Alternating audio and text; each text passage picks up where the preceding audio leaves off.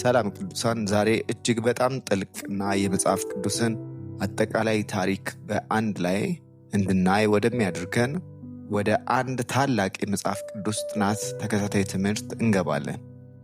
ይህ ትምህርት የዘመናት ክፍፍል ወይም በእንግሊዝኛው ዲስፐንሴሽን ይባላል። ብዙ ጊዜ መጽሐፍ ቅዱስን ስናነብ ብሉይ ኪዳንንና አዲስ ኪዳንን፣ የእስራኤል ታሪክና የቤተ ክርስቲያንን ታሪክ፣ የሕግን ዘመን እና የጸጋን ዘመን እንዴት እንደምናገናኝ ግራ ሊገባን ይችላል። እግዚአብሔር በታሪክ ውስጥ ያለውን የቤዛነት ዕቅድ እንዴት ነው የሚያስተዳድረው? መጽሐፍ ቅዱስ የተበታተኑ ታሪኮች ስብስብ ሳይሆን ከአዳም ጀምሮ እስከ 1000 ዓመቱ ወይም ሚሊኒየም ኪንግደም ድረስ የተዘረጋ በአንድ ሉዓላዊ አምላክ የሚመራ እጅግ ድንቅ አስተዳደራዊ መዋቅር ነው። በዚህ የመጀመሪያ ክፍል የዲስፐንሴሽን ትርጉም ምን እንደሆነ፣ ታሪካዊ እና መጽሐፍ ቅዱሳዊ ዳራውን፣ እንዲሁም መጽሐፍ ቅዱስን በምንተረጉምበት ጊዜ ለምን ይህ መረዳት እጅግ ወሳኝ እንደሆነ ቃል በቃልና ከመንፈስ ቅዱስ አብረውት ጋር በጥልቀት እንመረምራለን። እስከ ቪዲዮ ፍጻሜ ድረስ አብራችሁኝ ነው።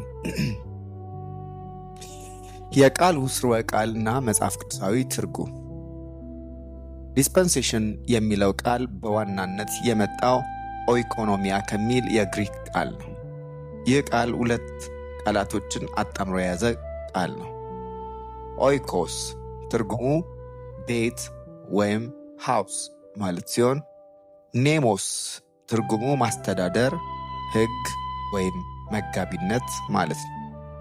ስለዚህ ኦይኮኖሚያ ማለት በአንድ ቤት ውስጥ ያለን ንብረት እና ቤተሰብ የማስተዳደር ኃላፊነት፣ በእንግሊዝኛው ሃውስሆልድ ማኔጅመንት ኦር ስቲዋርድሺፕ ማለት ነው። እግዚአብሔር ታላቅ ባለቤት ወይም ማስተር ነው። ይህ ዓለም ደግሞ የእርሱ ቤት ነው። በየዘመናቱ እግዚአብሔር የራሱን ዓለም የሚያስተዳድርበት፣ ሰዎችን የሚመራበት እና ራሱን የሚገልጥበት የተለያየ መመሪያው ወይም የአስተዳደር ስርዓት አለው። ይህ የሰው ፍልስፍና ሳይሆን ራሱ መጽሐፍ ቅዱስ የሚጠቀምበት ቃል ነው።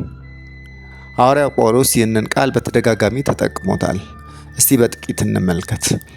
ኤፌሶን ምዕራፍ 1 ቁጥር 10 ላይ በዘመን ፍጻሜ ይደረግ ዘንድ ያለው ሐሳቡም በሰማይና በምድር ያለውን ሁሉ በክርስቶስ ለመጠቅለል ነው። በዚህ ስፍራ በዘመን ፍጻሜ ተብሎ የተተረጎመው በግሪክ ኦይኮኖሚያ ቶፕሊሮማቶስ ቶን ካይሮን የሚለው ነው። ትርጉሙም የዘመናት ፍጻሜ ሲደርስ የሚገለጠው መጋቢነት ወይም አስተዳደር ማለት ነው። ኤፌሶን ምዕራፍ 3 ቁጥር 2 ላይም ስለ እናንተ የተሰጠኝን የእግዚአብሔርን ጸጋ መጋቢነት ወይም ኦይኮኖሚያ ሰምታችኋልና። ጳውሎስ በዚህ ስፍራ እግዚአብሔር ለእርሱ የሰጠው አዲስ የአስተዳደር ኃላፊነት ወይም መጋቢነት እንዳለ እየተናገረ ነው። ይህም አሕዛብ ከእስራኤል ጋር በአንድ አካል አብረው ወራሾች የሚሆኑበት የቤተ ክርስቲያን ምስጢር ነው። ስለዚህ የዘመናት ክፍፍል ማለት ከጊዜ ወይም ታይም ይልቅ ግንኙነትንና ኃላፊነትን ወይም ሪሌሽንሺፕ ኤንድ ሪስፖንሲቢሊቲን ያመለክታል። እግዚአብሔር በተወሰነ ጊዜ ውስጥ ለሰው ልጆች የሰጠው የተለየ መገለጥ፣ ሕግ እና ኃላፊነት ነው።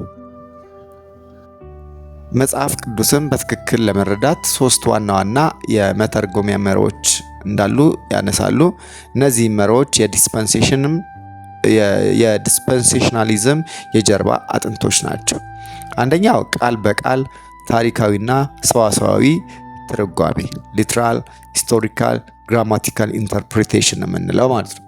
መጽሐፍ ቅዱስን ስናነብ ቃሉ ራሱ ምሳሌያዊ መሆኑን እስካልገለጸ ድረስ በታሪካዊ እና በቋንቋው ሕግ መሰረት ቃል በቃል መተርጎም አለብን።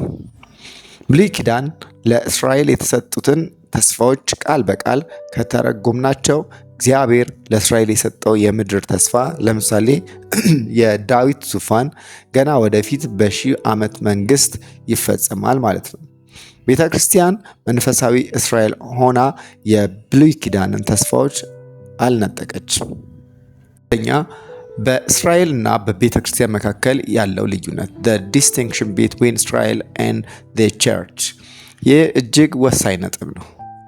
ሐዋርያው ጳውሎስ በአንደኛ ቆሮንቶስ ምዕራፍ 10 ቁጥር 32 ላይ ለአይሁድም ለግሪክ ሰዎችም ለእግዚአብሔር ቤተ ክርስቲያንም ማሰናከያ አትሁኑ ይላል። እግዚአብሔር በታሪክ ውስጥ የሚሰራባቸው 3 የተለያዩ ቡድኖች አሉ። የእስራኤል ኔሽን ነች። ቤተ ክርስቲያን ደግሞ በአዲስ ኪዳን መንፈስ ቅዱስ በበዓለ 50 ቀን ወይም ፔንቴኮስት የወረደ ጊዜ የተወለደች ከአይሁድና ከአሕዛብ የተወጣጣች አዲስ አካል ነች። እግዚአብሔር ለእስራኤል የተለየ ዕቅድ አለው፣ ለቤተ ክርስቲያንም የተለየ ዕቅድ አለው። ሶስተኛ የእግዚአብሔር ክብር የታሪክ ሁሉ ማዕከል ነው።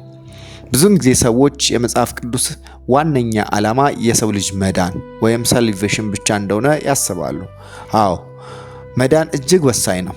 ነገር ግን ከእርሱ የሚበልጠው የመጽሐፍ ቅዱስ ዋነኛ ጭብጥ የእግዚአብሔር ክብር the glory of God ነው። እግዚአብሔር በዘመናት ውስጥ የተለያየ አስተዳደር ሲያመጣ በመላእክት፣ በእስራኤል፣ በቤተ ክርስቲያን፣ በፍጥረት ሁሉ ላይ ዋነኛ ዓላማው ሉዓላዊ ክብሩን ማሳየት ነው። እዚህ ላይ አንድ ከባድ ስህተት እንዳይፈጠር ማረም አለብኝ። የዘመናት ክፍፍል ወይም ዲስፐንሴሽን ማለት እግዚአብሔር በተለያየ ዘመን ሰዎችን በተለያየ መንገድ ያድናል ማለት አይደለም። በብሉይ ኪዳንም ሆነ በአዲስ ኪዳን ከመጀመሪያው እስካሁን የሰው ልጅ የሚድነው በጸጋና በእምነት ብቻ ነው።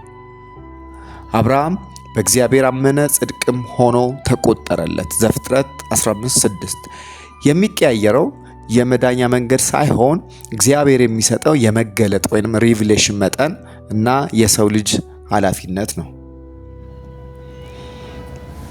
የየዘመናቱ ክፍፍል መዋቅር እና የሰባቱ ዘመናት በመጽሐፍ ቅዱስ ውስጥ የሚገኙ ሁሉም ዲስፐንሴሽኖች ወይም የዘመን መጋቢነቶች 4 ዋና ዋና ደረጃዎች ወይም ሳይክልስ አሏቸው። እያንዳንዱ ዘመን የሚከተለውን ንድፍ ይከተላል። አንደኛ መገለጥ ሪቪሌሽን ወይንም ሪስፖንሲቢሊቲ፣ እግዚአብሔር ለሰው የተለየ ኃላፊነትን ይሰጣል። ሁለተኛ ውድቀት ወይም ፌለር፣ የሰው ልጅ የተሰጠውን ኃላፊነት መወጣት ያቅተዋል፣ ያምጻል። ሶስተኛ ፍርድ ወይም ጀጅመንት፣ እግዚአብሔር በሰው ልጅ አለመታዘዝ ላይ ፍርድን ያመጣል። አራተኛ ጸጋ ወይም ግሬስ፣ እግዚአብሔር በምህረቱ አዲስ የዘመን ክፍፍልን፣ አዲስ የአስተዳደር መዋቅርን ይጀምራል።